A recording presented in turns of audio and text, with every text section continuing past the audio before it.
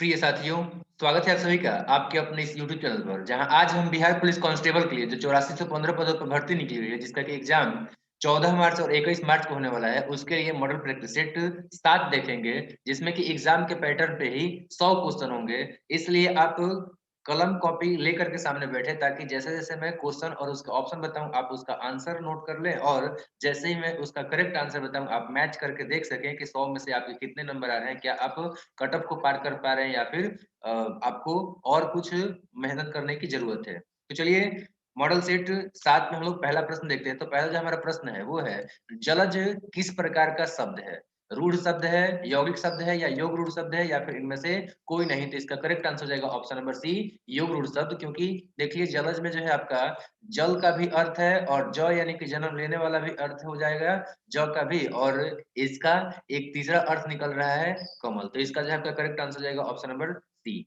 अगला क्वेश्चन है, अध्यात्म में कौन सा उपसर्ग है? अधि है, अध है, अ है या अध्य है? तो इसका आपका करेक्ट आंसर हो जाएगा ऑप्शन नंबर ए, अधि। क्योंकि अध्यात्म में देखिए अधि जोड़ आत्म जोड़ करके आपका बनता है अध्यात्म। तो इसका करेक्ट आंसर ऑप्शन नंबर ए। अगला क्वेश्चन है, निम्नलिखित में पंचमाक्षर कौन सा है? पांचवा अक्षर आपको बताना है। ऑप्शन ए है च, ऑप्शन बी है छ, ऑप्शन सी है ट और ऑप्शन डी है अड़। तो इसमें जो देखिए अड़ जो है वो पांचवा अक्षर है। अगला क्वेश्चन देखते हैं। अगला क्वेश्चन है, गृहागत में कौन सा समास है? ऑप्शन है अव्ययी भाव, तत्पुरुष, द्वंद्व, बहुव्रीहि। तो इसमें देखिए गृहागत का मतलब है गृह को आगत। तो इसमें जो है आपका को आ रहा है, यानी कि चतुर्थी हो रहा है। तो इसमें आपका जो है करेक्ट आंसर हो जाएगा ऑप्शन नंबर बी, तत्पुरुष, क्योंकि इसमें कारक का चिन्ह छिपा हुआ है। अगला क्वेश्चन देखते हैं। तो अगला क्वेश्चन है, वह घर पहुंच गया, इस वाक्य में पहुंच गया किस प्रकार की क्रिया है? पूर्वकालिक क्रिया है, संयुक्त क्रिया है, प्रणर्थक क्रिया है या नाम धातु है? तो इसका करेक्ट आंसर हो जाएगा ऑप्शन नंबर यहाँ पे हो जाएगा बी, यानी कि जो है ये संयुक्त क्रिया है।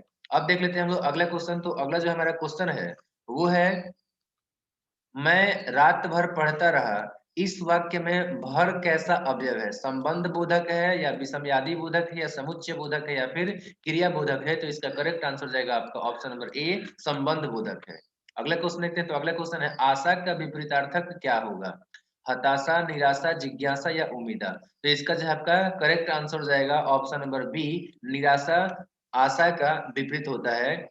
इसके आप बाद हम क्वेश्चन देखते हैं, अकल का दुश्मन मुहावरे का क्या अर्थ है? ऑप्शन है अनाड़ी, मूर्ख, अक्ल से झगड़ा करना या पागल। तो इसका करेक्ट आंसर जाएगा ऑप्शन नंबर बी, अकल का दुश्मन का अर्थ होता है मूर्ख।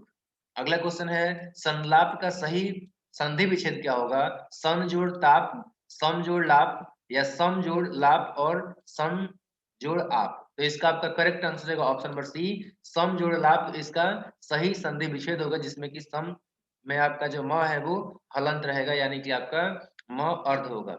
अगला क्वेश्चन है कि हरिद्रा का तद्भव रूप क्या होगा? हल्दी, हरदी या ए बी दोनों या इनमें से कोई नहीं? तो इसका करेक्ट आंसर जाएगा ऑप्शन नंबर सी, हरिद्रा का तद्भव रूप हल्दी भी हो सकता है और हरदी भी हो सकता है।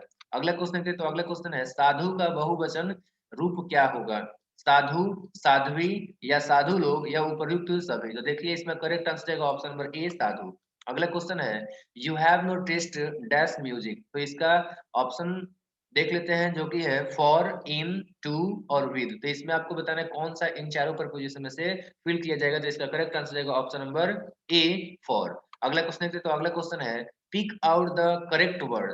इसमें आपको स्पेलिंग चेक करना है। ऑप्शन दे रखा है जर्नी, मैसेज, मैगजीन और जॉन्डिस। तो इसमें आपका करेक्ट आंसर है ऑप्शन नंबर डी, जॉन्डिस का जो स्पेलिंग यहाँ पे सही है, बाकी तीनों का गलती है।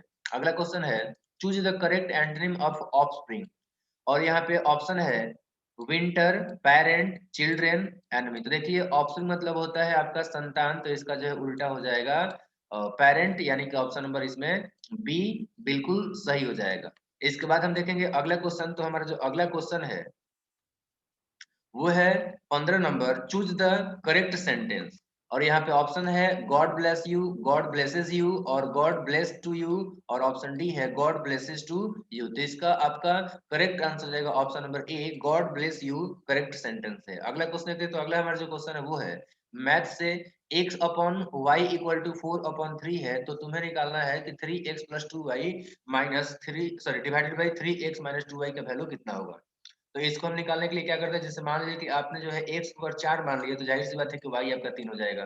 तो 3x जब x 4 है तो 3x का वैल्यू कितना हो जाएगा? 3x का वैल्यू आपका जो है 4 तिहाई 12 हो जाएगा। तो यहाँ पे हो गया ऊपर में 12 3x की जगह पे और नीचे में भी 3x की जगह पर 12 हो जाएगा। फिर यहाँ पे माइनस है, ऊपर में प्लस है, नीचे में माइनस हम लिख लिया। अब y का वैल्यू यहाँ पे 3 तो 2y मतलब कि आपका 6 हो जाएगा और नीचे भी आपका 6 हो जाएगा। तो ये कितना हो जाएगा? ऊपर में 18 और नीचे में 6 तो 18 बटा जब 6 करेंगे तो ये कितना हो जाएगा? ये आपका कटेगा तो आ जाएगा ऑप्शन नंबर बी 3 सही आंसर हो जाएगा। अगला क्वेश्चन है 74.6 minus 34.8 minus 4.8 divided by 38.6 minus 21.1। तो यहाँ पर देखिए इन दोनों को अगर हम लोग ऐड कर लेंगे तो नेगेटिव में कितना हो जाएगा?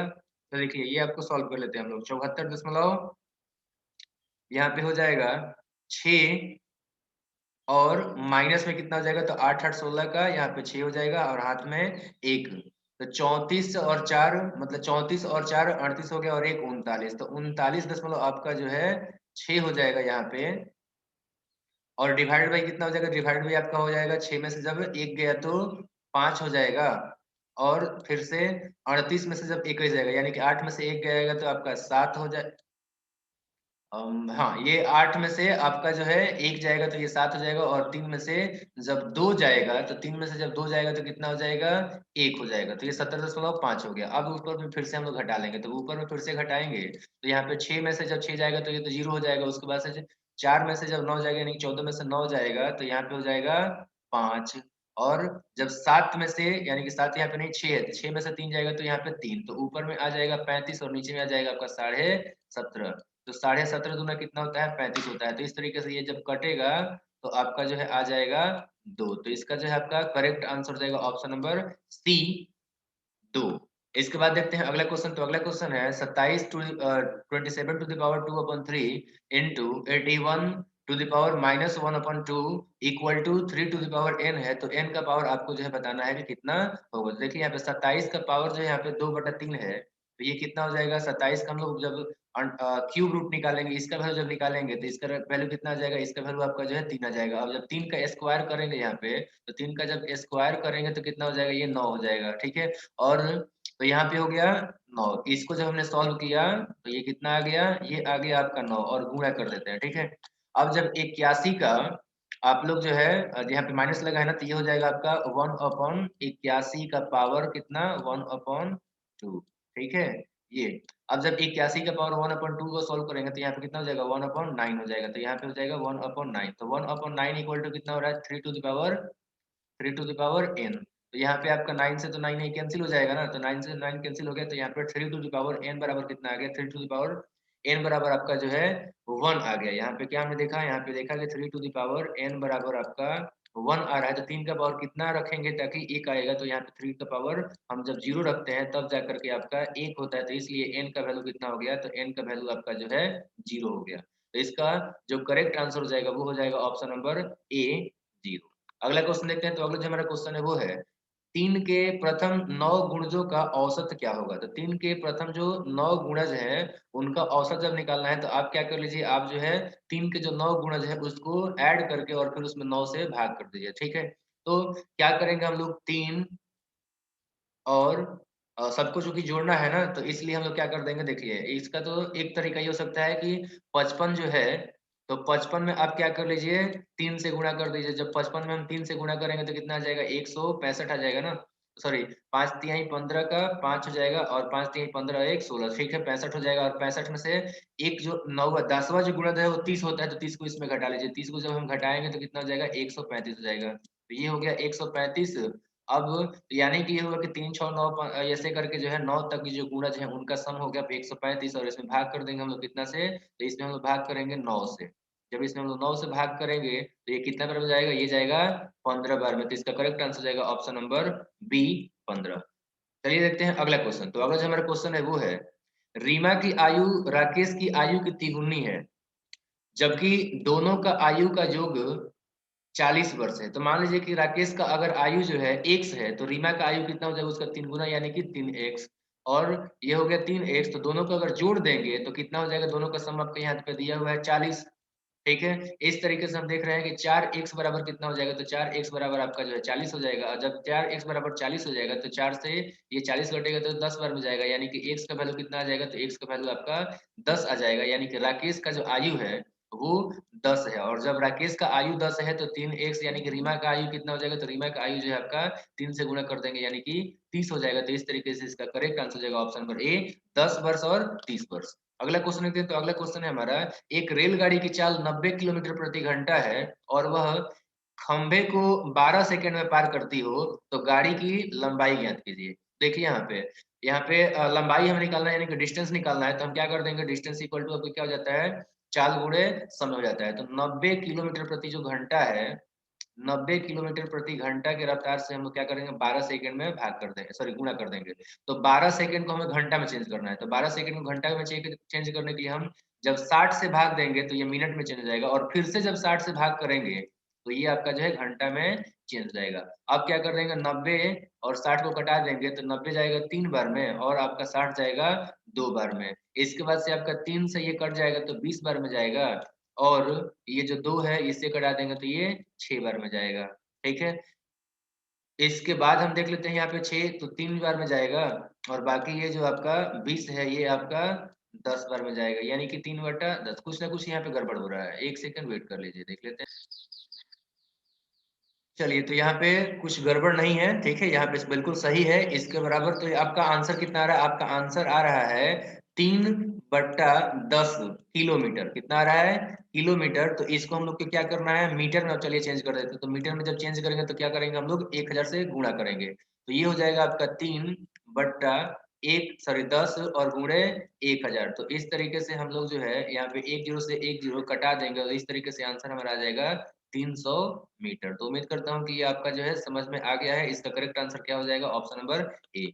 अगला क्वेश्चन देखते हैं। तो अगला जो हमारा क्वेश्चन हो जाएगा वो है, उस वृत्त की त्रिज्या ज्ञात करें जिसका क्षेत्रफल जो है दिया हुआ है 154 सेंटीमीटर। यहाँ पे स्क्वायर होना चाहिए था, ठीक है। चलिए, तो यहाँ पे हमें क्या कर दिया ना, यहाँ पे दिया हुआ है क्षेत्रफल वृत्त का पाई आर स्क्वायर बराबर कितना दिया है, तो पाई आर स्क्वायर बराबर आपका दिया हुआ है 154। ठीक है। तो अब हमें निकालना है कितना है आर का वैल्यू। तो क्या करेंगे, यहाँ पे आर स्क्वायर बराबर कितना हो जाएगा, तो आर स्क्वायर बराबर आपका जो है हो जाएगा 154 और डिवाइडेड बाई पाई। तो डिवाइडेड बाई जब पाई है तो इसका क्या वैल्यू हम लोग लिख देते हैं 22, और यहाँ पे क्या हो जाएगा गुणे में 7 हो जाएगा। तो 22 से जब हम ये कटाएंगे तो कितने बार में जाएगा, तो इसको जो है हम लोग देखो ये कटा देते हैं, 11 दूना 22, और ये हो जाएगा आपका 11 एकम 11 और 4 चार 11 चौके 44। ठीक है। तो यहाँ पे इतना हो जाएगा, फिर से जब कटाएंगे तो 2 से ही आपका कट जाएगा तो 7 हो जाएगा। ठीक है। तो यहाँ पर देखिए आर स्क्वायर बराबर हमारा क्या आ गया, आर स्क्वायर बराबर आ गया आपका 7 गुणे 7, या कह सकते हैं 7 का स्क्वायर। चलिए ठीक है। तो यहाँ पे हम लोग देख लेते हैं, यहाँ पे आर स्क्वायर बराबर कितना आया है, आर स्क्वायर बराबर आया है 7 का स्क्वायर। तो स्क्वायर से स्क्वायर कैंसिल हो जाएगा, तो आर का वैल्यू कितना हो जाएगा 7 सेंटीमीटर। करेक्ट आंसर हो जाएगा ऑप्शन नंबर सी। अगला क्वेश्चन है, 24,000 रुपए का 20% वार्षिक दर से 2 वर्ष का चक्रवृद्धि ब्याज ज्ञात कीजिए। ठीक है। तो चक्रवृद्धि ब्याज यानी कि सॉरी सी आई बराबर फॉर्मूला क्या हो जाता है, सी आई बराबर जो है फॉर्मूला हो जाता है P into 1 + R divided by 100 to the power n और -1 हो जाता है। ठीक है। तो इसी फॉर्मूला पे हम लोग सॉल्व कर लेते हैं इसको। तो ये कितना हो जाएगा, 24,000 हो जाएगा। तो यहाँ पे लिख लेते हैं हम लोग 24,000, और इनटू में आपका क्या हो जाएगा, तो इनटू में जो है आपका हो जाएगा 1, और प्लस आर का वैल्यू कितना है, तो ये है 20, और डिवाइडेड बाई कितना हो जाएगा, तो डिवाइडेड बाई आपका हो जाएगा 100, और टू दी पावर कितना है, तो टू दी पावर आपका n है, तो n हमने लिख लिया, और माइनस क्या हो जाएगा 1 हो जाएगा। ठीक है। तो अब हम इसको आगे सॉल्व कर लेंगे फर्दर। तो यहाँ पे क्या हो जाएगा, 24,000 का 24,000 ही हो जाएगा, और यहाँ पे जो है आपका कट जाएगा 20 से ये 100 5 बार में, तो 5 एकम 5 हो जाएगा, और 1 6, तो 6/, आपका जो है 5 का स्क्वायर, यानी कि यहाँ पे 2 रखना चाहिए था। तो यहाँ पे स्क्वायर जब करेंगे तो ये 6/5 फिर से हम लोग मल्टीप्लाई कर देंगे, और माइनस में आपका 1 आ जाएगा। ठीक है। अब इसको आगे हम लोग सॉल्व कर लेंगे। तो यहाँ पे 24,000 का 24,000 ही हो जाएगा, और ये आपका जो है 36/, जब 25 है तो 25 आपका इधर जाएगा तो माइनस में चला जाएगा, यानी कि 36 माइनस 25 और डिवाइडेड बाई 25 हो जाएगा। ठीक है, अब आगे सॉल्व कर देंगे तो आगे हमारा क्या हो जाएगा, देखो यहाँ पे 24,000 हो जाएगा और 24,000 में गुणा करना है हमें कितना से, तो 36 में से एक 25 हम घटा देंगे तो कितना आ जाएगा, ये हो जाएगा आपका 11 और डिवाइडेड बाई कितना हो जाएगा, तो ये हो जाएगा आपका 25। अब क्या करेंगे हम 25 से जो है इसको कटा देंगे, तो 25 से कटा देते हैं, देखते हैं कितना आता है। तो 25 से जब कटाएंगे तो 9 बार में जाएगा। ठीक है, 200 आपका जो है 225 आएगा, फिर 15 शेष आएगा, एक जीरो आएगा तो 150 हो जाएगा, तो 6 बार में कट जाएगा आपका जो है 25 छक्के 150 और एक जीरो आ जाएगा। अब 960 में हम 11 से गुणा करेंगे तो 960 और यहाँ पे फिर से आ जाएगा 960, इसको हम लोग ऐड कर लेते हैं, कितना आ जाएगा, ये हो जाएगा आपका यहाँ पे 0, यहाँ पे 6 और यहाँ पे 9 6 15 के 5 हाथ में 1 आ जाएगा, तो 9 1 10, यानी कि 10,560 इसका करेक्ट आंसर जाएगा। ऑप्शन नंबर बिल्कुल सही है, बी। अगला क्वेश्चन हम देखेंगे तो अगला जो हमारा क्वेश्चन है वो है, एक तैराक की चाल धारा की दिशा में 9 किलोमीटर प्रति घंटा तथा धारा के विपरीत दिशा में 6 किलोमीटर प्रति घंटा है, तो शांत जल में तैराक की चाल क्या होगा। देखो यहाँ पे क्या कह रहा है, वैसे मान लीजिए कि तैराक का जो चाल है वो x है, ठीक है, और जो धारा का चाल है वो y है, तो दोनों अगर एक ही दिशा में है तो दोनों का आपका जो है सम होगा उसका चाल, तो ये कितना दिया हुआ, ये दिया है आपका 9। और तैराक का जो चाल है वो आपका धारा के विपरीत दिशा में कितना हो जाएगा, धारा का जो चाल है वो घटा देंगे, यानी कि x माइनस वाई बराबर कितना है, 6 है। अगर इन दोनों को सॉल्व करेंगे, अगर इन दोनों को ऐड करते हैं तो इस तरीके से ये कट जाएगा, तो कितना आएगा, 2x बराबर आपका जो है 15 आ जाएगा। 2x कितना हो जाएगा, ये आ जाएगा 15। तो इस तरीके से आपका x का वैल्यू कितना हो जाएगा, तो ये आपका 15/2 यानी कि 7.5 आ जाएगा। यहाँ पे घटा देंगे ये 2 से 15 तो कितना आएगा, 7.5। तो 7.5 जो है आपका तैराक यानी कि x का वैल्यू होगा। ऑप्शन नंबर ए इसका बिल्कुल सही आंसर हो जाएगा। अब देखते हैं हम अगला क्वेश्चन, तो अगला क्वेश्चन है, यदि 42 व्यक्ति किसी कार्य को 15 दिनों में समाप्त कर सकें तो 30 व्यक्ति इस कार्य को कितने दिनों में समाप्त कर सकेंगे। देखिए यहाँ पे बातों को समझिए, यहाँ पे दिया हुआ है ना कि 42 जो व्यक्ति हैं ये काम को कितना दिन में कर लेते हैं, 15 दिनों में कर लेते हैं, तो एक व्यक्ति उसी काम को कितने दिनों में करेगा, तो वो जो है आपका 15 गुणे 42 दिन में करेगा। अब आगे क्या बोला है कि उसी काम को कितने लोग करने वाले हैं, 30 लोग करने वाले हैं, तो कितना हो जाएगा, इसका जो है आपका समय कितना लगेगा, तो ये हो जाएगा आपका जो है 15 और गुणे हो जाएगा 42 और डिवाइडेड बाई हो जाएगा आपका 30। तो इसको कटा देंगे तो 15 से जब 30 कटेगा तो ये 2 होगा और 2 से जब 42 कटेगा तो ये आपका जो है फिर से 21 आ जाएगा। ठीक है, तो इसका जो है आपका करेक्ट आंसर हो जाएगा ऑप्शन नंबर बी, यानी कि जो है आपका 30 व्यक्ति उसी काम को कितने दिनों में करेंगे, तो 21 दिन में करेंगे। अगला क्वेश्चन हम देखेंगे तो अगला जो हमारा क्वेश्चन होगा वो है, निम्नलिखित में पहली घटना कौन सी थी, चौरी चौरा, काकोरी कांड, बारदोली सत्याग्रह या फिर रॉलेट एक्ट। देखिए यहाँ पे बारदोली तो आपका जो है सरदार पटेल के द्वारा किया गया था, जो कि आपका 1930 के बाद किया गया है, और 1930 के पहले अगर बात करते हैं तो आपका काकोरी 25 में हो जाएगा, चौरी चौरा आपका 22 में हो जाएगा, तो रॉलेट एक्ट सत्याग्रह जो है सबसे पहले हो जाएगा 1900 आपका जो है 19 में। तो इसका करेक्ट आंसर हो जाएगा ऑप्शन नंबर डी। अगला क्वेश्चन देखते हैं, तो अगला क्वेश्चन है कि गौतम बुद्ध के धार्मिक प्रवचनों का संकलन किस ग्रंथ में किया गया है, सूत पिटक में, विनय पिटक में, अधिगम अभिधम पिटक में या फिर जातक कथाओं में। तो इसका करेक्ट आंसर रहेगा ऑप्शन नंबर ए, सूत पिटक में किया गया है। अगला क्वेश्चन है कि सिंधु घाटी सभ्यता का पतन नगर कौन सा है, हड़प्पा, लोथल, रोपड़ या बनावली। तो देखिए लोथल में चूंकि बंदरगाह यानी कि पतन मिला है, तो इसका करेक्ट आंसर रहेगा लोथल जो है वो सिंधु घाटी सभ्यता का पतन नगर है। अगला क्वेश्चन है कि कृष्णदेव राय कहाँ के राजा थे, बहमनी के, चोल के, विजयनगर के या पल्लव के। तो इसका करेक्ट आंसर हो जाएगा ऑप्शन नंबर सी, विजयनगर के थे। अगला क्वेश्चन है 1857 के स्वतंत्रता सेनानियों में किसने लखनऊ से विद्रोह का नेतृत्व किया था, लक्ष्मीबाई ने, जिन्नत महल ने या हजरत महल ने या इनमें से कोई नहीं। तो इसका करेक्ट आंसर जाएगा ऑप्शन नंबर सी, हजरत महल ने किया था। अगला क्वेश्चन है गांधी जी द्वारा असहयोग आंदोलन स्थगित कर देने का क्या कारण था, चौरी चौरा कांड, ब्रिटिश शासक का दमन चक्र, नरमपंथियों का विरोध या जनता की उदासीनता। तो इसका करेक्ट आंसर जाएगा ऑप्शन नंबर ए, चौरी चौरा कांड गांधी जी के द्वारा असहयोग आंदोलन को स्थगित करने का मेन कारण था। अब बात करेंगे हम अगला क्वेश्चन, तो अगला क्वेश्चन है भारतीय क्रांति की माँ कौन कहलाती है, एनी बेसेंट, रमाबाई या फिर सरोजनी नायडू या भिकाजी रुस्तम कामा। तो इसका करेक्ट आंसर जाएगा option number D, Bhikaji Rustam Cama जो है वो भारतीय क्रांति की माँ कही जाती है। अगला क्वेश्चन है कि जहांगीर का मकबरा कहाँ पर स्थित है, आगरा में, दिल्ली में, लाहौर में या कश्मीर में। तो इसका करेक्ट आंसर जाएगा ऑप्शन नंबर सी, लाहौर में स्थित है जहांगीर का मकबरा। अगला क्वेश्चन है अंत्योदय का विचार किसने दिया था, विनोबा भावे ने, श्री अरविंद ने, या महात्मा गांधी ने, या फिर जयप्रकाश नारायण ने? तो इसका करेक्ट आंसर रहेगा ऑप्शन नंबर ए, विनोबा भावे ने अंत्योदय का विचार दिया था। अगला क्वेश्चन है कि सामवेद ग्रंथ है किसका? यज्ञ संबंधी विधि विधान का, या चिकित्सा का, या फिर मंत्रों का गायन का, या फिर जो है प्राचीन भारतीय इतिहास का? तो इसका करेक्ट आंसर रहेगा ऑप्शन नंबर सी, सामवेद ग्रंथों के, सामवेद जो ग्रंथ है वो आपका मंत्रों के गायन के रूप में जो है एक क्या बोलते हैं, वेद है, ठीक है ना। चार वेद है हम लोग जानते हैं, सामवेद, अथर्ववेद, ऋग्वेद और यजुर्वेद। तो इसमें जो आपका सामवेद है ये आपका गायन से संबंधित है, ठीक है। इसमें 1800 आपके 10 मंत्र हैं, ये भी ध्यान रखिएगा। 1800 कितने 10 मंत्र हैं? 1810 मंत्र हैं। और सॉरी 1810 मंत्र हैं, जिसमें से कि आपका जो 261 मंत्र है ना, ये ध्यान रखिएगा, ये आपके जो है पुनरावृत्ति, इनके जो है पुनरावृत्ति किए गए हैं, ठीक है। और इसी तरीके से इसका याद रखिएगा, इसके जो है आपके 3 ठो अलग-अलग जो है क्या कह सकते हैं, 3 अलग-अलग इसके विभाजन मतलब शाखाएँ हैं, ठीक है। 3 शाखाएँ कौन-कौन से हैं? कौथमीय है, जमनीय है और रणायनीय है, ठीक है। तो ये 3 आपको जो है अलग-अलग इसके जो है शाखा याद रखना है, मतलब विभाग याद रखना है। अगला क्वेश्चन देखते हैं, तो अगला क्वेश्चन है, वर्तमान में सिंधु घाटी का उपयुक्त नाम क्या होना चाहिए? सिंधु घाटी सभ्यता होना चाहिए, या फिर हड़प्पा सभ्यता होना चाहिए, या फिर द्रविड़ सभ्यता, या फिर कालीबंगा सभ्यता? तो ध्यान रखिए, अभी इसका वर्तमान नाम जो है सबसे सटीक हड़प्पा सभ्यता रहेगा। क्यों रहेगा? देखिए, शुरू-शुरू में तो हमने जो है सिंधु घाटी सभ्यता का जब मतलब क्या बोलते हैं, खोज हुआ स्थल का, तो वो स्थल जो है सिंधु घाटियों में ही मिलते थे। तो इसलिए हमने इसका नाम रख दिया था सिंधु घाटी सभ्यता। लेकिन अभी जो है ये काफ़ी विस्तृत जगहों पे मिले हुए हैं, तो इसलिए सबसे बेहतर रहेगा कि इसका जो पहला स्थल था हड़प्पा, उसी के नाम पर रखा जाए। तो इसका सही आंसर हो जाएगा ऑप्शन नंबर बी। अगला क्वेश्चन है, वेदांगों की कुल संख्या कितनी है? 3, 4, 5 या 6? इसका करेक्ट आंसर रहेगा ऑप्शन नंबर डी 6।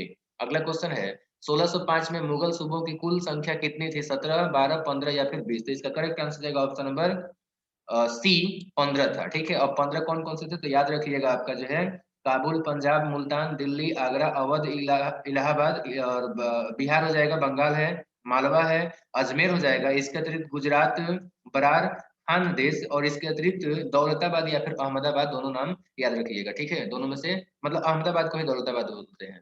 अगला क्वेश्चन है, भारतीय राष्ट्रीय कांग्रेस की स्थापना कब हुई थी? 1765 में, 1885 में, 1897 में, या फिर 1905 में? तो इसका करेक्ट आंसर रहेगा ऑप्शन नंबर बी 1885 में जो है एक क्या बोलते हैं, सी मतलब क्या बोलते हैं, उस समय जो है एक, जैसे हमारे यहाँ अभी जो है आईएएस होता है, उसी के जैसे जो है आपका आईसीएस हुआ करता था, ठीक है ना। तो आईसीएस एक व्यक्ति थे जिसका नाम था आपका एओयू। तो उन्हीं के, वो रिटायर्ड थे, तो उन्हीं के जो है नेतृत्व में भारतीय राष्ट्रीय कांग्रेस का स्थापना किया था 1885 में। इसमें कुल उस समय जो है 72 प्रतिनिधि भाग लिए हुए थे, ठीक है।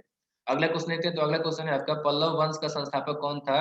बप्पा देव सिंह विष्णु, या फिर महेंद्र वर्मन, या फिर दंती वर्मन? तो इसका आपका करेक्ट आंसर रहेगा option number B, Simhavishnu जो है पल्लव वंश के संस्थापक माने जाते हैं। अगला क्वेश्चन है, ज्वारीय एवं तरंग ऊर्जा उत्पादन हेतु भारत में अधिक अनुकूल परिस्थितियां कहाँ पाई जाती है? मन्नार की खाड़ी में, खंभात की खाड़ी में, या फिर गंगा नदी में, या फिर कोसी नदी में? तो इसका करेक्ट आंसर रहेगा ऑप्शन नंबर बी, खंभात की खाड़ी में। अगला क्वेश्चन है कि उड़ीसा किस खनिज का सबसे बड़ा उत्पादक है? लौह, अयस्क, मैग्नीज, टीन या तांबा? तो इसका जो है आपका करेक्ट आंसर रहेगा ऑप्शन नंबर सी, टीन। अगला क्वेश्चन है कि एल्यूमिनियम बनाने के लिए किस खनिज की आवश्यकता पड़ती है? तो एल्यूमिनियम बनाने के लिए आपको किस खनिज की आवश्यकता पड़ती है? ऑप्शन है मैग्नीज, टिन, लोहा और बॉक्साइट। इसका करेक्ट आंसर रहेगा ऑप्शन नंबर डी, बॉक्साइट। अगला क्वेश्चन है, पक्की सड़कों की लंबाई की दृष्टि से पहले स्थान पर कौन सा राज्य है? बिहार, महाराष्ट्र, तमिलनाडु या फिर केरल? तो इसका करेक्ट आंसर रहेगा ऑप्शन नंबर बी, महाराष्ट्र। अगला क्वेश्चन देखते हैं, अगला क्वेश्चन है कि कौन सा कथन सही है? विषुवत रेखा से ध्रुवों की ओर तापमान बढ़ता है, या विषुवत रेखा से ध्रुवों की ओर वायुमंडलीय दबाव बढ़ता है, सॉरी घटता है, या विषुवत रेखा से ध्रुवों की ओर वायुमंडलीय दबाव समान रहता है, या फिर विषुवत रेखा से ध्रुवों की ओर तापमान घटता है? तो इसका करेक्ट आंसर रहेगा ऑप्शन नंबर डी, विषुवत रेखा से ध्रुवों की ओर जाने पर तापमान जो है घटता है, क्योंकि विषुवत रेखा पर सूर्य की प्रकाश हमेशा सीधा पड़ता है, जबकि ध्रुवों की तरफ जाते हैं तो वैसे वैसे ये तिरछा हो जाता है। अगला क्वेश्चन देखते हैं, तो अगला क्वेश्चन है आपका, सूर्य के परितः एक परिक्रमा करने में कौन सा ग्रह अधिकतम समय लेता है? पृथ्वी, बृहस्पति, मंगल या शुक्र? तो इसका करेक्ट आंसर जाएगा ऑप्शन नंबर बी, बृहस्पति जो है सबसे अधिक मात्रा में समय लेता है इन चारों में। अगला क्वेश्चन है कि हीराकुंड विद्युत परियोजना किस राज्य में स्थित है? हिमाचल प्रदेश में, उड़ीसा में, या फिर आंध्र प्रदेश या बिहार में? तो इसका करेक्ट आंसर जाएगा ऑप्शन नंबर बी, उड़ीसा में, ठीक है। उड़ीसा में जो है महानदी के ऊपर हीराकुंड विद्युत परियोजना स्थित, सॉरी मतलब कि बनाया गया है। अगला क्वेश्चन है कि पाकिस्तान और चीन को कौन जोड़ता है? सिगफ्रीड राजपथ या फिर मैकमोहन राजपथ या काराकोरम राजपथ या फिर मैगिनॉट राजपथ। तो इसका करेक्ट आंसर जाएगा option number C, Karakoram Rajpath जो है पाकिस्तान और चीन को जोड़ता है। अगला क्वेश्चन है कि भारत में किस स्थान पर न्यूनतम वर्षा होता है? लेह, जैसलमेर, बीकानेर या जोधपुर। तो देखिए यहाँ पे जो है सही आंसर हो जाएगा ऑप्शन नंबर ए, लेह में सबसे कम वर्षा होता है। हालांकि जैसलमेर, बीकानेर और जोधपुर में भी वर्षा कम ही होता है, लेकिन सबसे कम अपना अपने इंडिया में जो आपका लेह में होता है। अगला क्वेश्चन देखते हैं, तो अगला आपका जो क्वेश्चन है वो है, टोडा जनजाति के लोग अधिकांशतः किन पहाड़ियों में पाए जाते हैं? ऑप्शन है विंध्याचल में, नीलगिरी में, रॉकी में या फिर पारसनाथ में। तो इसका करेक्ट आंसर जाएगा ऑप्शन नंबर बी, नीलगिरी में। अगला क्वेश्चन है कि शिमला किस पहाड़ी के नीचे स्थित है? शिमला नहीं, चंडीगढ़ किस पहाड़ी के नीचे स्थित है? शिमला पहाड़ी के नीचे या फिर शिवालिक पहाड़ी के नीचे या फिर मोरनी पहाड़ी के नीचे या फिर इनमें से कोई नहीं। तो इसका करेक्ट आंसर जाएगा ऑप्शन नंबर बी, शिवालिक पहाड़ी के नीचे स्थित है चंडीगढ़। अगला क्वेश्चन है कि गंगा नदी किस राज्य से होकर नहीं गुजरती है? उत्तर प्रदेश, बिहार, हरियाणा या फिर पश्चिम बंगाल। तो इसका करेक्ट आंसर जाएगा ऑप्शन नंबर सी, हरियाणा में गंगा नदी नहीं बहती है, पश्चिम बंगाल में बहती है, बिहार और उत्तर प्रदेश और उत्तराखंड में ये बहती है। अगला क्वेश्चन हम देख लेंगे, तो अगला क्वेश्चन है आपका, प्राचीन भारतीय भूगोल में रत्नाकर नाम का सूचक क्या था? अरब सागर, हिंद महासागर या फिर बंगाल की खाड़ी या फिर प्रयाग में गंगा जमुना सरस्वती का संगम। तो इसका जो है आपका करेक्ट आंसर जाएगा ऑप्शन नंबर बी, हिंद महासागर। अगला क्वेश्चन है कि उत्तरकाशी किस नदी के तट पर स्थित है? अलकनंदा, भगीरथी या मंदाकिनी या गंगा। तो इसका करेक्ट आंसर जाएगा ऑप्शन नंबर बी, भगीरथी। अगला क्वेश्चन है कि नेवेली किस वस्तु की खानों के लिए प्रसिद्ध है?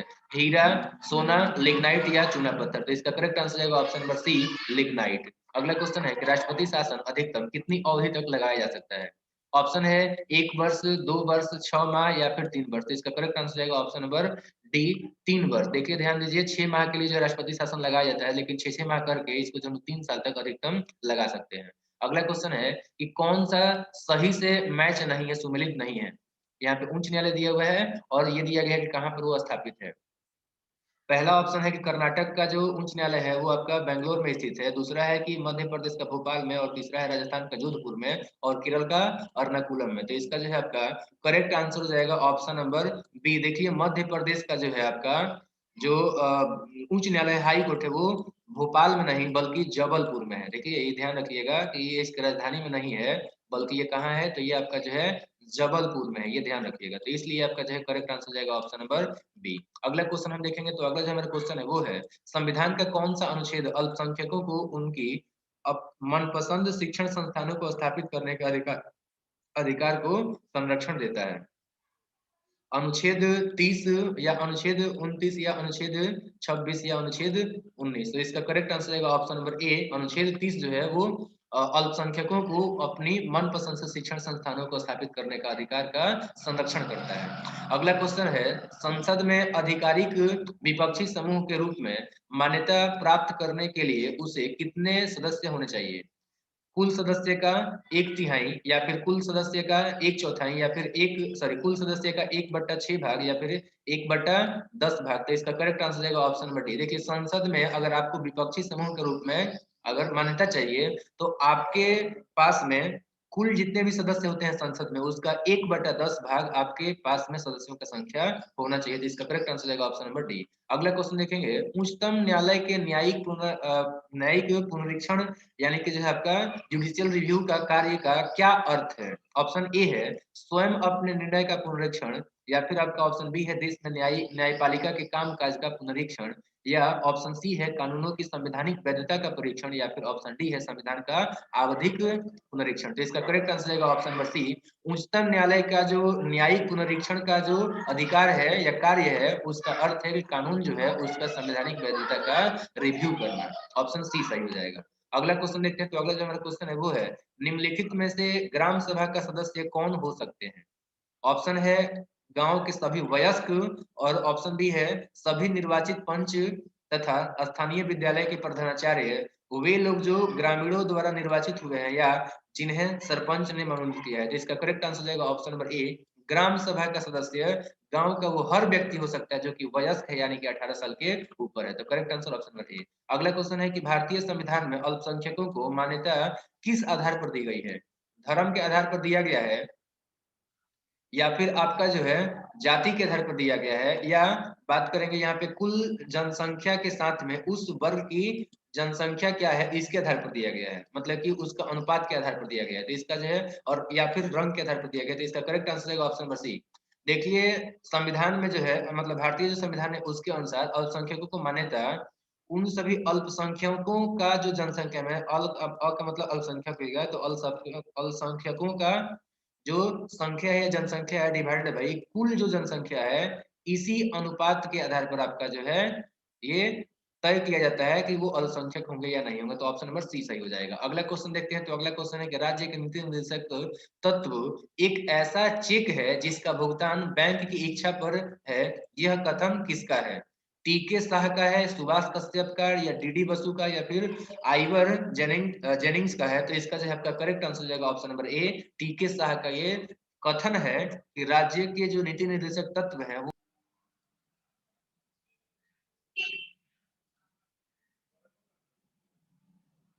तो यहाँ पे हम लोग जो है 64वें नंबर क्वेश्चन को देखेंगे जो कि है राज्यों की सीमाओं के परिवर्तन के लिए जो विधेयक होता है उसको संसद में किसकी सिफारिश के बिना प्रस्तुत नहीं किया जा सकता है। ठीक है, तो इसमें ऑप्शन है संसद के दोनों सदनों के पीठासीन अधिकारी, ऑप्शन बी है राष्ट्रपति और ऑप्शन सी है संबंधित राज्यों के विधानमंडल और ऑप्शन डी है उच्चतम न्यायालय। तो इसका करेक्ट आंसर जाएगा ऑप्शन नंबर सी। देखिए राज्य की सीमा में अगर परिवर्तन करना है तो जिन जिन राज्यों की सीमाओं में परिवर्तन करना है उन राज्यों के विधानमंडल के सिफारिश के बिना संसद में विधेयक को प्रस्तुत नहीं किया जा सकता है, तो इसलिए इसका करेक्ट आंसर जाएगा ऑप्शन नंबर सी। अब देखेंगे हम अगला क्वेश्चन जो कि है राष्ट्रपति का 5 वर्षीय कार्यकाल उस तिथि से प्रारंभ होता है जिस तिथि को वह ऑप्शन ए राष्ट्रपति पद पर निर्वाचित होता है या फिर कार्यभार ग्रहण करता है या फिर संसद द्वारा निर्धारित तिथि से या फिर चुनाव आयोग द्वारा अधिसूचना जारी करने की तिथि से, तो इसका करेक्ट आंसर जाएगा ऑप्शन नंबर बी। देखिए जिस दिन राष्ट्रपति जी कार्यभार का शपथ लेते हैं यानी कि ग्रहण करते हैं, शपथ ग्रहण करते हैं यानी कार्यभार ग्रहण करते हैं, उसी दिन से उनका जो है कार्यकाल शुरू हो जाता है और अगले 5 साल तक वो रहता है। अगला क्वेश्चन है कि संविधान सभा के प्रारूप समिति के अध्यक्ष कौन थे? ऑप्शन है बी आर अम्बेडकर, सी राजगोपालाचारी या फिर डॉक्टर राजेंद्र प्रसाद या फिर पंडित जवाहरलाल नेहरू, तो इसका करेक्ट आंसर है option number A B R Ambedkar जो है वो संविधान सभा के प्रारूप समिति के अध्यक्ष थे। और ये प्रारूप समिति आपका कब गठित किया गया, तो ये आपका जो है 19 अगस्त यानी कि आजादी के जो है आपके 4 दिन जस्ट बाद 19 अगस्त 1947 को ये गठित किया गया था, तो ये भी आप लोग ध्यान रखिएगा। अब देखते हैं हम अगला क्वेश्चन जो कि है किस स्थिति में बंदी प्रत्यक्षीकरण रिट जारी की जाती है? संपत्ति की हानि होने पर या अतिरिक्त कर वापसी पर या फिर दोषपूर्ण पुलिस नजरबंदी पर या फिर भाषण की स्वतंत्रता का उल्लंघन करने पर, तो इसका करेक्ट आंसर है ऑप्शन नंबर सी दोषपूर्ण पुलिस नजरबंदी के समय में आपका जो है बंदी प्रत्यक्षीकरण रिट जारी किया जाता है, यानी कि आपका 24 घंटे के अंदर में पुलिस को किसी न्यायालय के समक्ष उस बंदी को यानी कि उस बंधक व्यक्ति को जो है प्रस्तुत करना पड़ता है। ठीक है, तो ये आपका जो है बंदी प्रत्यक्षीकरण रिट है। अगला क्वेश्चन है कि किस वर्ष भारतीय नागरिकों को मौलिक कर्तव्य संविधान में शामिल किया गया? तो यहाँ पे ऑप्शन है 1952, 1976, 1969 और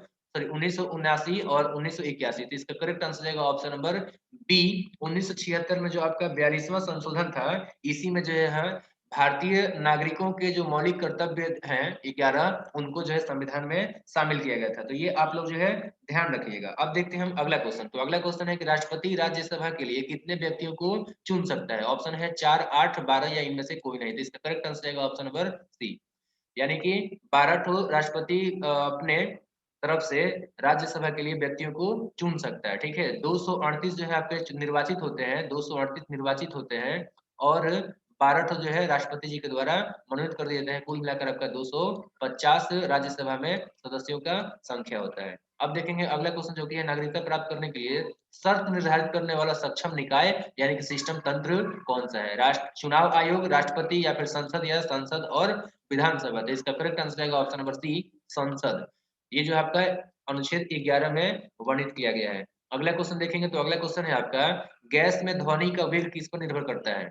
दाब और ताप पर या फिर दाब और आर्द्रता पर या फिर ताप और आर्द्रता पर या फिर दाब पर, तो इसका करेक्ट आंसर जाएगा ऑप्शन नंबर सी ताप और आर्द्रता पर निर्भर करता है गैस में ध्वनि का वेग। अगला क्वेश्चन है कि पानी के अंदर कंपन करने वाली पत्ती के कारण उत्पन्न ध्वनि तरंग की आवृत्ति 100 हर्ट्ज है और इसके बाद बताया जा रहा है कि पानी में ध्वनि का वेग 1400 मीटर प्रति सेकंड हो तो उत्पन्न ध्वनि तरंग का वेवलेंथ कितना होगा, तरंग दैर्घ्य कितना होगा। ठीक है, तो अब यहाँ पे हमें जो है वेवलेंथ निकालना है, तो वेवलेंथ का फॉर्मूला क्या होता है, यहाँ पर लेमडा इक्वल टू क्या हो जाता है, लेमडा इक्वल टू हो जाता है वेलोसिटी और डिवाइडेड बाई आपका जो है फ्रीक्वेंसी। तो वेलोसिटी कितना है, वेलोसिटी आपका जो है 1400 है, तो यहाँ पे हो जाएगा ये 1400 वेलोसिटी और डिवाइड बाई कितना हो जाएगा, तो फ्रीक्वेंसी है आपका ये 100। तो यहाँ पे हम डिवाइड कर देंगे तो यहाँ पे 2 जीरो से 2 जीरो कैंसिल हो जाएगा, यानी कि आंसर कितना आ जाएगा, आंसर आ जाएगा आपका 14 मीटर, करेक्ट आंसर। अब देखेंगे हम अगला क्वेश्चन। तो अगला क्वेश्चन है कि किसी m मास के पिंड को जमीन से उठाकर टेबल की सतह पर h ऊंचाई तक ले जाया जाता है तो गुरुत्व बल द्वारा किया गया कार्य कितना है। तो देखिए सबसे पहले हम बात कर लेते हैं गुरुत्व बल का। तो गुरुत्व बल आपका नीचे की तरफ में लगता है, यानी कि mg लगता है नीचे की तरफ में। ठीक है, तो यहाँ पर जो आपका फोर्स लगेगा उस वस्तु पर वो लगेगा आपका माइनस mg। फोर्स यहाँ पे कितना लगेगा, तो फोर्स लगेगा आपका जो है माइनस mg। यहाँ पे कितना लगेगा, फोर्स लगेगा माइनस mg। और इसका जो है डिस्टेंस कितना है, तो डिस्टेंस आपका एज ट्रेवल कर रहा है। देखिए यहाँ पे नीचे में आपका जो है ऑब्जेक्ट है, इसका मास कितना है, m है। इसको उठा रहे हैं हम लोग h हाइट तक, कहाँ तक लेके आ रहे हैं, यहाँ तक लेके आ रहे हैं, तो ये हो गया आपका m। तो यहाँ पे नीचे की तरफ में आपका क्या लग रहा है, g लग रहा है। तो नीचे की तरफ में g लग रहा है, तो ऊपर की तरफ में आपका क्या लग रहा है, तो ऊपर की तरफ में आपका माइनस g लग रहा है। तो इसलिए आपका जो है ये हो गया आपका माइनस g और m, तो दोनों का मल्टीप्लाई आपका हो जाएगा फोर्स। तो फोर्स ये हो गया आपका माइनस mg। ठीक है, और इस तरीके से आपका डिस्टेंस कितना हो रहा है, मतलब डिस्प्लेसमेंट कितना हो रहा है, तो डिस्प्लेसमेंट की अगर बात करेंगे तो ये हो रहा है h। तो इसलिए आपका जो है आपका जो किया गया कार्य है w, इसका कितना हो जाएगा, तो f इंटू ये हो जाता है d। ठीक है, f इंटू डी कह लें, या फिर जो है d का मतलब हम लोग s कहते हैं, तो fs होता है, तो f हो गया और s हो गया। तो f का वैल्यू कितना है, माइनस mg है, तो माइनस हमने mg लिख दिया, और s कितना है, तो ये h है, तो इसका करेक्ट आंसर जाएगा माइनस mgh। तो इसका करेक्ट आंसर जाएगा option number B, minus mgh। अब देखेंगे हम अगला क्वेश्चन। तो अगला क्वेश्चन है कि झूले पर बैठी एक लड़की झूला झूल रही है, यदि वह खड़ी हो जाए तो झूलने का आवर्त काल ऑप्शन ए बढ़ेगा, ऑप्शन बी घटेगा, या फिर ऑप्शन सी अपरिवर्तित रहेगा, या फिर इनमें से कोई नहीं। तो इसका करेक्ट आंसर रहेगा ऑप्शन नंबर बी, घटेगा। अगर वो लड़की जो झूला झूल रही है और बैठी हुई है तो इस समय जितना रहेगा उसका आवर्त काल, जब वो खड़ी होगी तो वो घट जाएगा। अगला क्वेश्चन देखते हैं। तो अगला क्वेश्चन है कि निम्नलिखित में कौन सा पदार्थ लेंस बनाने के लिए प्रयुक्त नहीं किया जा सकता है, जल, कांच, प्लास्टिक या मिट्टी। तो इसका correct answer option number D, मिट्टी। क्योंकि मिट्टी जो है आपका यहाँ पे गलती से जो है प्लास्टिक दे दिया गया है, प्लास्टिक नहीं होगा बल्कि क्या होगा, तो यहाँ पे मिट्टी होगा, क्योंकि मिट्टी जो है क्या है, अपारदर्शी है, और अपारदर्शी से जो है हम लोग लेंस नहीं बना सकते हैं, क्योंकि लेंस से आर पर देखना होता है। तो ये आपका अपारदर्शी है, अपारदर्शी है, यही कारण है कि इससे हम लोग नहीं बना सकते हैं। ठीक है ना, तो मिट्टी आपका जो है सही आंसर हो जाएगा। अब देखते हैं हम अगला क्वेश्चन, जो कि है उपयुक्त विद्युत धारा विद्युत ऊर्जा को मापा जा सकता है वाट में, या फिर वाट आवर में, या फिर किलो वाट आवर में, या फिर कूलम में। तो इसका करेक्ट आंसर जाएगा option number C, kilowatt hour में। अगला क्वेश्चन है विद्युत चुंबकीय प्रेरण की परिघटना क्या है, किसी वस्तु को आवेशित करने की घटना है, या फिर धारा के चलते चुंबकीय क्षेत्र उत्पन्न करने की घटना है, या किसी चुंबक और कुंडली के परस्पर आपेक्षिक गति द्वारा कुंडली में प्रेरित धारा उत्पन्न करने की परिघटना है, या फिर विद्युत मोटर की कुंडली के घूर्णन की परिघटना है। तो इसका करेक्ट आंसर जाएगा ऑप्शन नंबर सी। अगला क्वेश्चन देखते हैं। तो अगला जो हमारा क्वेश्चन है वो है चुंबकीय क्षेत्र की तीव्रता का मात्रक क्या होता है। यहाँ पे ऑप्शन दे रखा है, यहाँ पे ऑप्शन 4 दिए हुए हैं। यहाँ पे ऑप्शन 4 क्या क्या दिए हुए हैं, तो पहला ऑप्शन है न्यूटन पर एमीटर मीटर स्क्वायर, और दूसरा ऑप्शन है न्यूटन पर एमीटर मीटर या टेस्ला, और ऑप्शन सी है न्यूटन एमीटर मीटर, और ऑप्शन डी है न्यूटन स्क्वायर पर एमीटर मीटर। तो इसका करेक्ट आंसर जाएगा चुंबकीय क्षेत्र का जो तीव्रता होता है उसका मात्रक होता है टेस्ला, यानी कि न्यूटन प्रति एमीटर मीटर। इसका करेक्ट आंसर जाएगा ऑप्शन नंबर बी। अब देखेंगे हम अगला क्वेश्चन, जो कि है पवन से ऊर्जा प्राप्त ऊर्जा का कारण क्या है, विद्युत ऊर्जा, रासायनिक ऊर्जा, स्थितिज ऊर्जा, या फिर गतिज ऊर्जा। तो इसका करेक्ट आंसर जाएगा ऑप्शन नंबर जो है आपका डी, गतिज ऊर्जा। अगला क्वेश्चन देखते हैं। तो अगला जो हमारा क्वेश्चन है वो है कृत्रिम उपग्रह को बिजली मिलती है कहाँ से, ऑप्शन दिया हुआ है रासायनिक बैटरी से, पवन चक्की से, या फिर सोलर पैनल से, या फिर सोलर कुकर से। तो इसका करेक्ट आंसर जाएगा option number C, solar panel से। कृत्रिम जो आपके मतलब आर्टिफिशियल जो सैटेलाइट होते हैं उनको जो है एनर्जी मिलता है सोलर पैनल से। अगला क्वेश्चन है सल्फर डाइऑक्साइड कार्य करता है ऑक्सीकारक के रूप में, अवकारक के रूप में, यानी कि वही अपचायक के रूप में, या फिर ऑप्शन सी है, ए और बी दोनों में, या फिर ऑप्शन डी है इनमें से कोई नहीं। तो इसका करेक्ट आंसर जाएगा ऑप्शन नंबर सी, यानी कि जो सल्फर डाइऑक्साइड होता है ये आपका ऑक्सीकारक और अपचायक दोनों के रूप में काम करता है। अगला क्वेश्चन है कि जब अधिक मात्रा में सल्फर डाइऑक्साइड गैस को अम्लीय K2Cr2 यानी कि पोटेशियम डाइक्रोमेट घोल में प्रवाहित की जाती है तो विलयन कैसा हो जाता है? नारंगी, हरा, लाल या पीला? तो इसका करेक्ट आंसर जाएगा ऑप्शन नंबर बी, हरा हो जाता है। अगला क्वेश्चन देखते हैं। तो अगला जो हमारा क्वेश्चन है वो है SO2 किसका एनहाइड्राइड है? यहाँ पे ऑप्शन है सल्फ्यूरस अम्ल, सल्फ्यूरिक अम्ल, नाइट्रिक अम्ल या फिर हाइड्रोक्लोरिक अम्ल। तो यहाँ पे करेक्ट आंसर जाएगा ऑप्शन नंबर ए, सल्फ्यूरस अम्ल का जो है एक एनहाइड्राइड है SO2 और वही SO3 रहता है तो आपका जो सल्फ्यूरिक अम्ल का हो जाता है। अगला क्वेश्चन है कि जब इथाइल एल्कोहल एवं एसिटिक अम्ल को सांद्र सल्फ्यूरिक अम्ल की उपस्थिति में गर्म किया जाता है तो निम्नलिखित में कौन सा पदार्थ बनता है? एसीटोन बनता है, एथेनॉल बनता है या फिर डाई इथाइल बनता है या फिर इथाइल एसीटेट बनता है? तो इसका जो आपका करेक्ट आंसर जाएगा ऑप्शन नंबर बी, एथेनॉल बनता है। अगला क्वेश्चन देखते हैं। तो अगला जो हमारा क्वेश्चन है वो है निम्नलिखित में से किस धातु की क्रियाशीलता न्यूनतम होती है? लोहा का, जिंक का, कॉपर का या फिर एल्युमिनियम का? तो इसका करेक्ट आंसर जाएगा ऑप्शन नंबर सी, कॉपर जो है इन चारों में सबसे कम क्रियाशील है। अगला क्वेश्चन है कि एथेनोइक अम्ल के तनु विलयन को क्या कहते हैं? ऑप्शन ए है एस्टर, ऑप्शन बी है सिरका और ऑप्शन सी है फॉर्मिक अम्ल और ऑप्शन डी है इथाइल एल्कोहल। तो इसका करेक्ट आंसर जाएगा ऑप्शन नंबर बी, सिरका बोलते हैं। अगला क्वेश्चन है कौन वाहन प्रदूषक नहीं है? सल्फर डाइऑक्साइड या फिर नाइट्रोजन ऑक्साइड या कार्बन मोनोऑक्साइड या हाइड्रोजन पेरोक्साइड? तो इसका करेक्ट आंसर जाएगा हाइड्रोजन पेरोक्साइड जो है वो वाहन प्रदूषक नहीं होता है, ऑप्शन डी सही है। अगला क्वेश्चन है कि एसिटिक अम्ल सोडियम बाइकार्बोनेट से अभिक्रिया करके क्या बनाता है? हाइड्रोजन, कार्बन डाइऑक्साइड या वाटर या इनमें से कोई नहीं? तो देखिए यहाँ पे क्वेश्चन है कि एसिटिक अम्ल सोडियम बाइकार्बोनेट से अभिक्रिया करके क्या बनाता है? तो ये आपका जो है बनाएगा कार्बन डाइऑक्साइड, चूंकि एक अम्ल रिएक्शन कर रहा है किसी एक क्षार से। अगला क्वेश्चन है कि निम्नलिखित में कौन एसिटिक अम्ल का रासायनिक सूत्र है? CH3CHO या CH3CH2C डबल OH या फिर CH3CO C डबल OH या फिर इनमें से कोई नहीं? तो इसका करेक्ट आंसर जाएगा option number C, CH3C double OH जो है वो एसिटिक अम्ल का फॉर्मूला होता है। अगला क्वेश्चन है कि निम्नलिखित में से कौन से पदार्थ का गंध सिरका जैसा होता है? NaHCO3 का या Na2CO3 का या CH3COOH का या फिर CH2CH2OH का? तो इसका करेक्ट आंसर जाएगा ऑप्शन नंबर सी, CH3COOH का जो है मतलब एसिटिक अम्ल का जो है गंध सिरका के जैसा होता है। अगला क्वेश्चन है मुकुलन विधि द्वारा अलैंगिक जनन होता है अमीबा में, स्पाइरोगाइरा में, ईस्ट में या फिर मॉस में? तो इसका करेक्ट आंसर जाएगा ऑप्शन नंबर सी, ईस्ट में होता है मुकुलन यानी कि बर्डिंग।